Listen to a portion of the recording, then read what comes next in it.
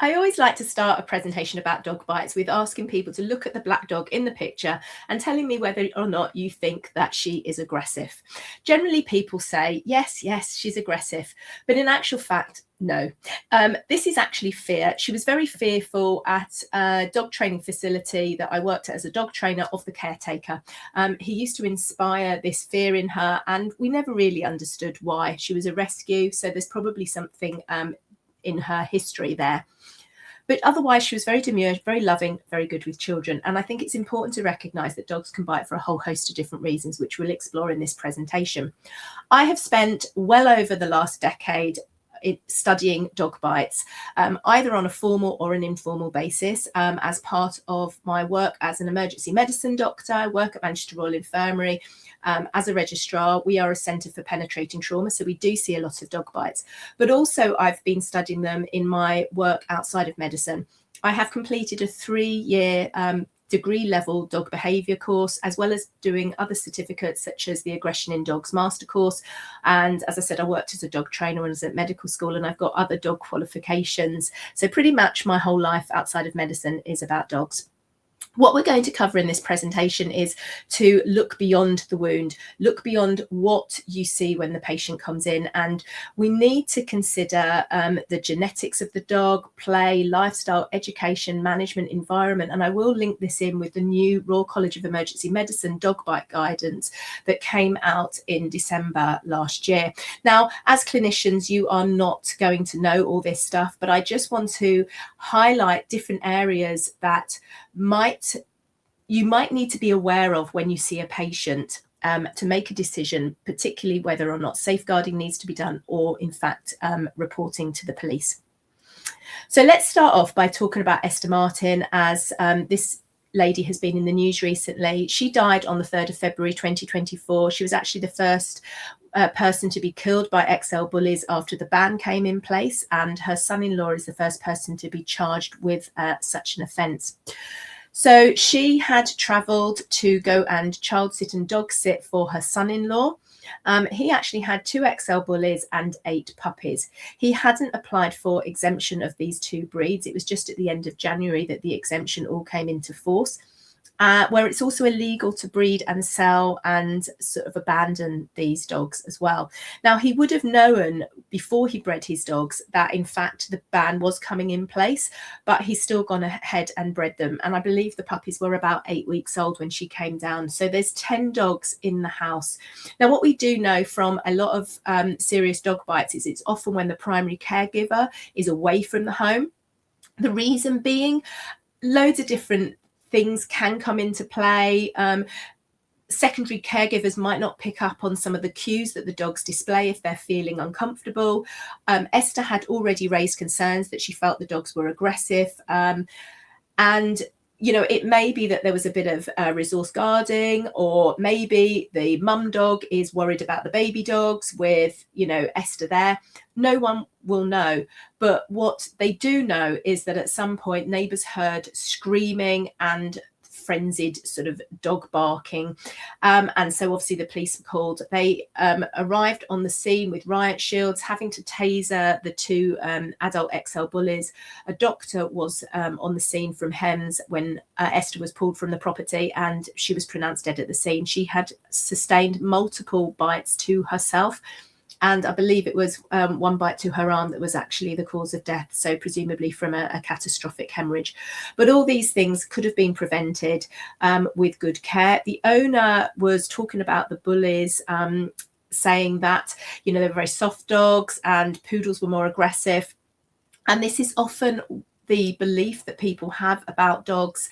Any dog can actually kill, any dog can injure, and it's this mistaken belief that, you know, these dogs are really soft, because any dog has the potential. And I don't want to just focus too much just on the XL bully, but it is obviously pertinent in this case. And what I've seen as doctors when I've been chatting to patients is the dog's being quite playful, and then it's like the switch has been flipped and it's just gone into this sustained aggression, and that has been with some of these XLs, but also with other breeds as well. But obviously, as I said, the gentleman hadn't got exemption certificates for these dogs. They weren't neutered, and he'd also bought one of the dogs on Gumtree, so he had no history about these dogs either. And unfortunately, this was something that could have easily been prevented. The vast majority of bites are actually preventable. 91% of dog bites that happen in the home with a child the dog knows. And this is the same for the adult. And what I would also say to you is you probably will come into contact at some point with a patient who says, oh, it's a random dog. It's never a random dog. Generally what happens is people will say it's a random dog. The dog will then be offloaded to someone else and then sold on Gumtree or Facebook, and go into someone else's home. And then what can happen is that you will see a patient who has had a dog bite, and you ask about the dog, and they bought that dog off Gumtree 3 weeks ago. And so this dog that has bitten can actually go on to bite other people, but no one knows because the dog is changing homes. And this is one of the reasons why reporting to the police is so vital. As I've demonstrated with treacle as well, most bites are not actually from aggression. They can be from play. They can be just opportune nips when eating and things like that. So I'm going to cover a bit more about that. But what we do know is lack of supervision and poor management is a key factor in particularly children getting bitten. So injuries to children, typically babies under the age of 2 will get bitten around the face. And obviously, if you think about it, it's the way they explore the world. The same with our dogs, how they explore the world through their mouth and nose. Older children between 5 and 10 more likely to get bitten on the hands, and then older children will get bitten on the legs. There's quite a sort of the range of how dog bites according to age group is very varied. There's actually a peak between the ages of 50 to 59. No idea why. But as you can see from here as well, between 0 and 9 years of age, there's also a fair peak as well. But it is spread fairly evenly across different age groups. So let's just talk about breed, because although I don't want to labour too much on different breeds, because any breed can can bite, why they bite, how they bite can be related to the breed. So dogs are descended from wolves, and there are some dogs, such as the husky, that still have this intact predatory action sequence. So this is a predatory action sequence for a wolf, and it will be the case for some dogs, the more natural type of dogs. So it's scanned, so they're looking at the horizon, they're orienting to their kill, say the deer, they eye it, they stalk it, they chase it, they grab it to bring it down, then they kill, bite, they dissect and consume. And how much of that predatory action sequence is in the breed of dog is dependent on what us, the humans, have wanted for our companions. So in some dogs, it will be more intact, and in other dogs, it will be less so. So let's look at the terrier. So the terrier is a very old breed. It was used in settlements to rid settlements of vermin. So you didn't really want the dog to spend ages scanning the horizon. You wanted them to just orient onto the rat, to chase the rat, to grab the rat, and to kill the rat. And in some cases, the dissect and the consume might be bred in, but if you've ever seen video footage of terriers at work, they're really tenacious. There's no hanging around. They just go on and get the job done. Then you have the gun dogs, my favorite. So they are designed to obviously work with people going out to shoot game. So they will be orienting, they'll be watching what's going on. They're going to be looking at the bird, see the bird shot, eye it, stalk it, and then they're going to go and retrieve it with a grab bite. It's going to be a soft bite. It's not desirable for them to have a hard bite, because otherwise it's damaging the retrieve, and which people want to eat, so it's not desirable for them to sort of all squish it up and everything. Occasionally they might have the chase element bred into them as well, depending on different needs. And then let's look at the XL bully. So bulldogs themselves are a very historic breed. They originally were around in Roman times, where they were used with sort of gladiator fights. And as the years went on, the centuries went on, they were used for bull baiting in the 13th century. And they were mixed in with terriers terriers as well. So you wanted the tenacity of the terrier along with the big, strong jaws of the bulldog. So they have a very intact sort of grab bite and kill bite sequence. These are the dogs that are going to hang on to their prey. They're not going to let them go, and they're going to carry on. Occasionally you will see sort of other elements of the sequence. The other elements of the sequence, such as the scan, the orient, the eye, and the chase, but predominantly it's going to be the grab bite and the kill bite. When you're looking at sort of bull baiting, or in fact dog fighting, as many of the dogs went on to be very popular to do, you want a dog that no matter it's being kicked or injured or whatever, it's going to hang on. And so this is the element of the XL bully and the other bull breeds that has been desirable for centuries in their breeding.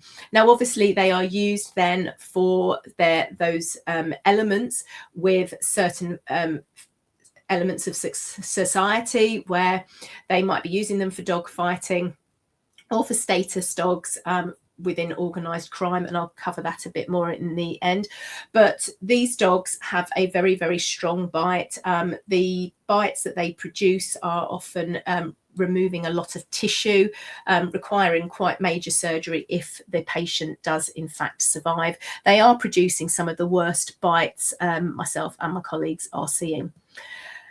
And why dogs actually bite and the type of bite they do is all about this dopamine. It's all about enriching. So what your dog finds enriching is going to be largely to do with their genetics. So for the retrieving dogs like the Spaniels or the Labradors, it's going to be about fetching that dummy or the rabbit or the pheasant or the toy. It's all about the retrieve. For the Huskies, it's about the running. For the Terrier, it's about ratting. For the bull breeds, they love to play tuggy.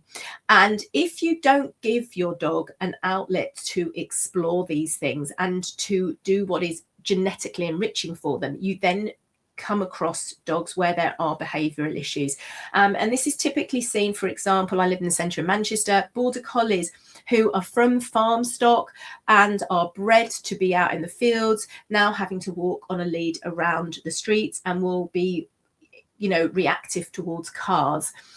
It will be the bulldog who actually isn't given any opportunities to do tugging and starts to sort of focus on other things. And again, I've had patients say to me, well, initially the dog was grabbing their arm and they thought it was just playing. And then it was like the switch was flipped and it became far more aggressive. And they realized that actually this was something really serious.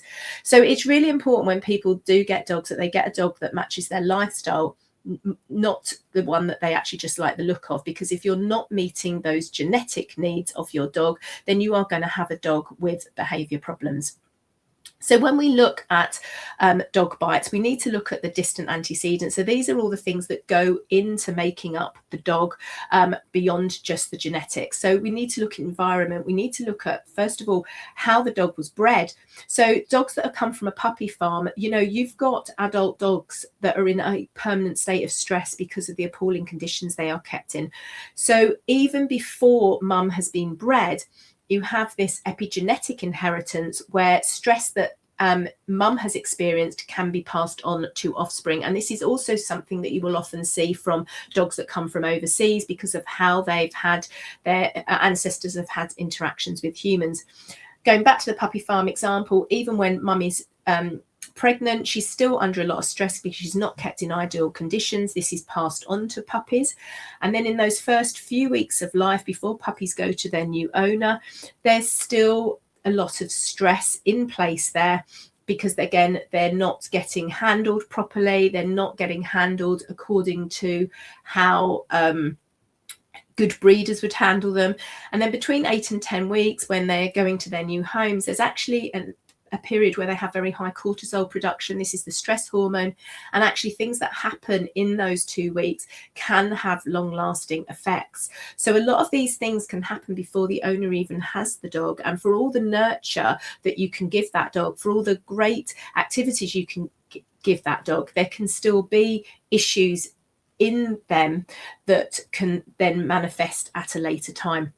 We also need to consider nutrition. Are the dogs being fed appropriately? Do they have a poor microbiome? Just like us humans, what they eat can affect their brain. What their brain can affect what they eat. You know, are they having digestive complications and all manner of things like that? Are they on a food that makes them too fizzy, when in actual fact they need something that actually doesn't give them that sort of high all the time? What about their physical exercise? Are they getting enough physical exercise? Are they, you know, a dog like a border collie that's in an inner city block of flats and isn't getting their physical exercise? Because that's gonna they're going to turn that into something else. Maybe they're getting too much physical exercise and not enough sleep, because that can also make dogs anxious. And then we look at sort of medical problems such as arthritis. Maybe they're diabetic, maybe they've got allergies that makes them really uncomfortable, and that can affect their behavior. And then we have obviously behavior problems in themselves. Is there an ongoing behavior problem that the owners are trying to work through, or they're not working through it and thinking it's just going away, that can actually be a predisposition for a dog biting? And again, have seen this happen both from, you know, clients I've seen or from just news reports as well. Let's just touch on play, because as I've said, you know, how a dog wants to play is often dependent on the genetics. And I have mentioned Tuggy. Now, actually, Tuggy has is a big risk factor for a bite as well, because, you know, dogs will miss time. It does happen, and people get bitten on the hand, your handler, but actually it's not an activity for a young child to do. I've seen really awful injuries from children playing Tuggy with the dog. The dog hasn't meant to bite. It's just misgrabbed, or the child's moved something away. And even with a really good bite inhibition, dogs' teeth are sharp, children's teeth skin is not very tough, and so bites can occur. And, you know, I've seen tips of noses. There's been even reports of a child playing Tuggy without a nappy on and having a penis injury. So these things happen. And actually, it's safer just to avoid the game of Tuggy with children. But for adults playing Tuggy, you know, always make sure you have a very strong on cue and a very strong off cue, so the dog really understands. And this is really crucial, especially when you've got children playing in the house, like playing with this rocket, running around. The dog might, if they're used to Tuggy, might think, oh, that's a great game to play. Let me go and grab onto that rocket. Or also, you know, the dog toys can look very similar to child's toys. And so actually playing with toys in this manner can actually mean that your dog might be grabbing the toy. So it's really important to have certain safety precautions in place in the home around play. We also need to consider signs of pain. Your dog is not grumpy. 80% of dogs over the age of 8 have arthritis, and in 80% of behavior problems, there has been found to be a pain factor involved as well. So it's really important to address any new changes in behavior, but also understand that elderly dogs probably will have arthritis. Social media. I would love to know what sort of percentage of dog bites have some kind of link with social media, because every day I see really awful things on there with people putting their dog under a lot of stress just for social media likes. And it also is showing a lot of lack of understanding of how to actually manage dogs and how to coexist with them, with really these dogs putting up with a lot of stuff and showing extreme tolerance until the point they don't. So you've got the young baby there drinking out of a bowl of water with the dog's head in there as well. Just let the dog have a drink on their own. You know, and the husky there is running around the room. The child's chasing the husky. The husky doesn't want to play and keeps running around trying to escape from the child. But the owner keeps filming this, thinking this is really hilarious. It's actually not. You know, if a dog moves away from a child or from you, it means they don't want to interact with you. So respect that.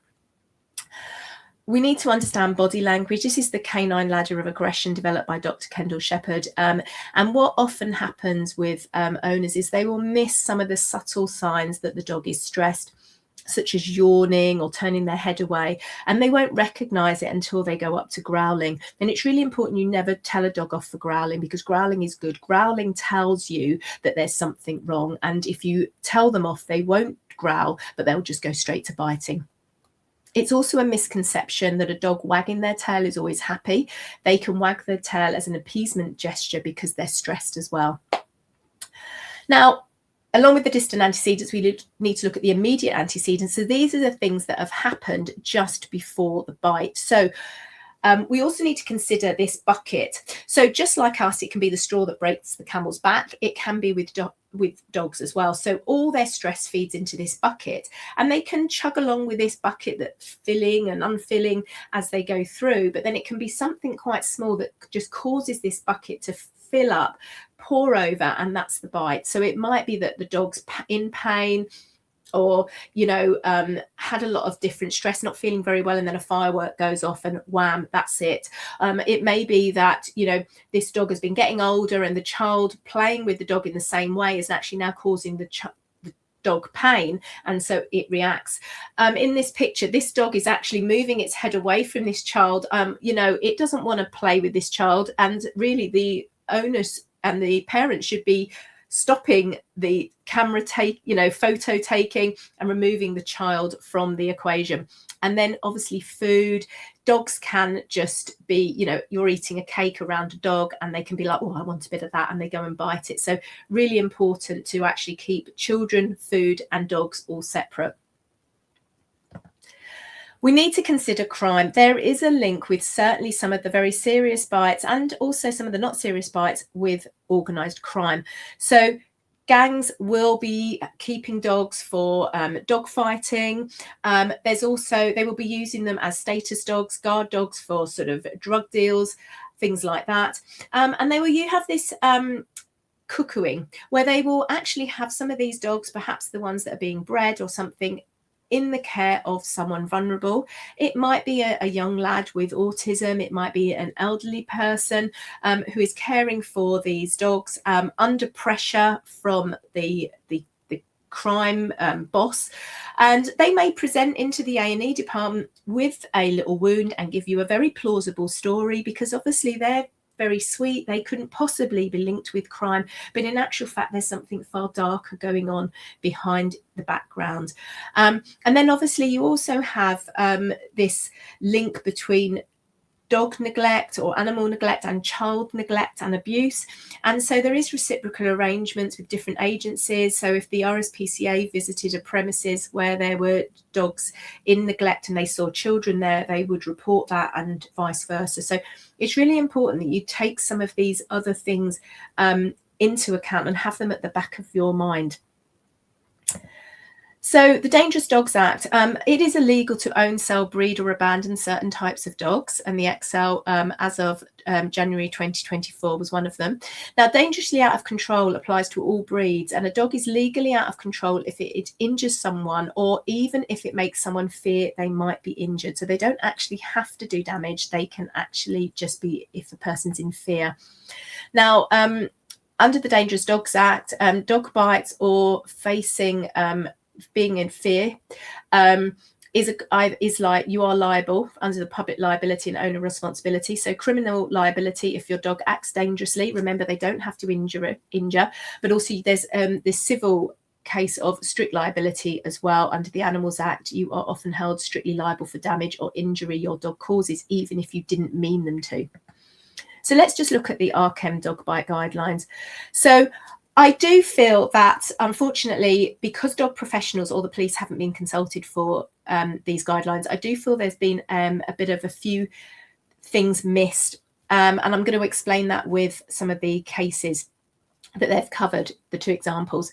So there is currently no statutory obligation upon NHS staff to report all dog bites injuries to the police, but there are quite a few hospitals where they do have an arrangement to 100% report, and there are more hospitals coming on board with this.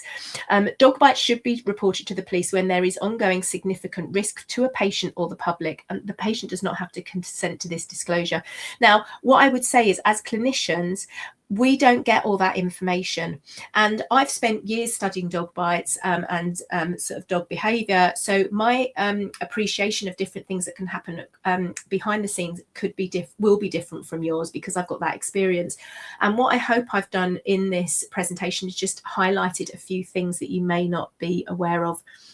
From a confidentiality point of view, the potential harm to others if the information is not disclosed. We don't always know what goes on in the background, and there can be harm. And we do know in previous really serious incidents where there has been opportunities missed to intervene, and the result has been that children have been significantly injured, or adults have been significantly injured or killed.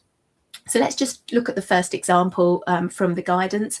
So we've got this dog, Gruff, that's running wild around the park. Nick can't recall him. Gruff runs up to this other dog, Max, and begins to attack him. Max steps in between the two to intervene and is bitten by Nick's dog. This is actually a scenario that is quite common.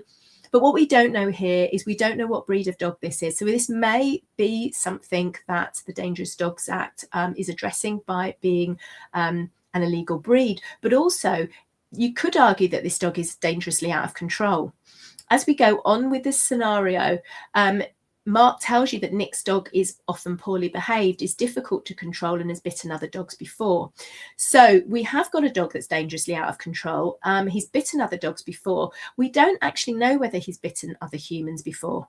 Mark doesn't know, but he could have bitten other humans before. So again, this is something that I would report to the police, and I would respectfully disagree with the Royal College guidance to not, because I think there is a couple of major red flags there. Like I said, we don't know the breed, and this dog is out of control on frequent occurrences, which means that there's a high likelihood that the dog will bite again and bite humans as well.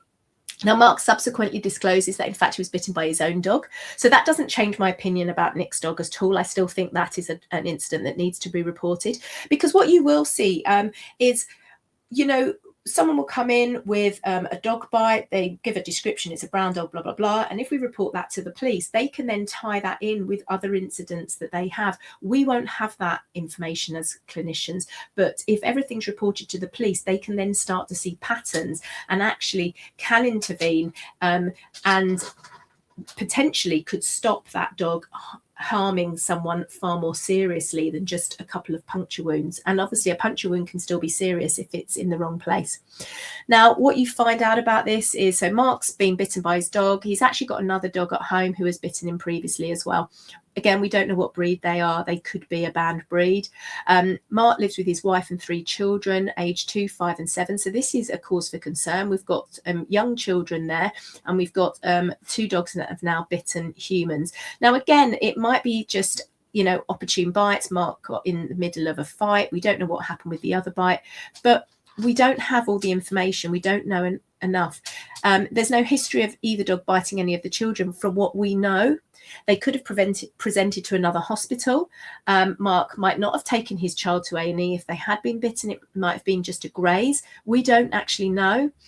So there is a potential risk to the children of being bitten there. And there's no evidence of neglect or abuse of the children that we know of, because he's not brought the children in. So we don't have enough information to actually make a judgment. So again, this is something that I would be doing a safeguarding on, and I would be reporting to the police.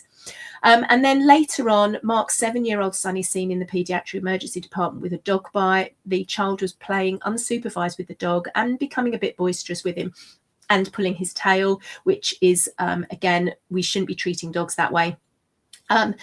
Now, Ben was unsupervised with Duke. This is the first time, apparently, one of the kids has been bitten that we know of. Again, we don't know what breed of dog it is. And it's obviously the 3rd bite from the household. Now, one of the things I would say is, if this had been reported earlier, it might have prevented this accident. But even if social services hadn't visited or anything like that, it might just have been an opportunity for Mark to think about how he is interacting with his dogs at home and how he is educating his children around dogs. And actually, I'm going to signpost you to some resources to pass on to patients should you see someone with a dog bite.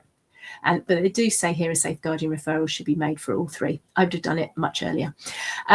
So we've now got, this is another classic example. You've got a young girl, and she stood on the paw of the family's elder dog who was asleep, and the dog gave her a nip.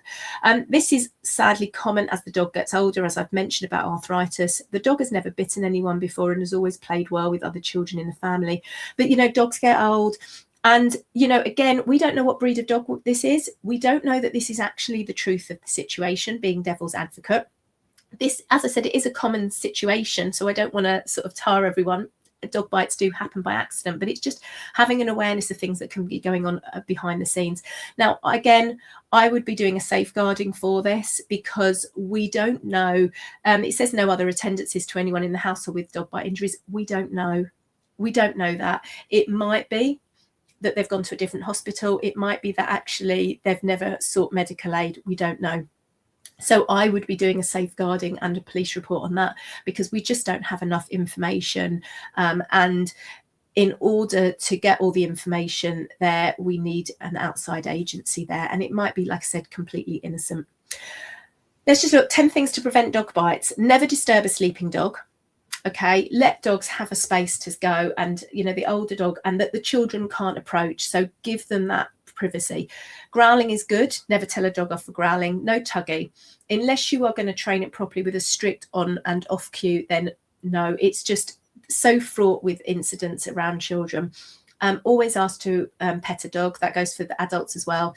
Dog barriers around the home. I don't have any children in my home, but I do have dog gates around the home, because, you know, certainly at meal times, my dogs are fed separately, just so everyone's not stressed. You know, they all get their own time with their food.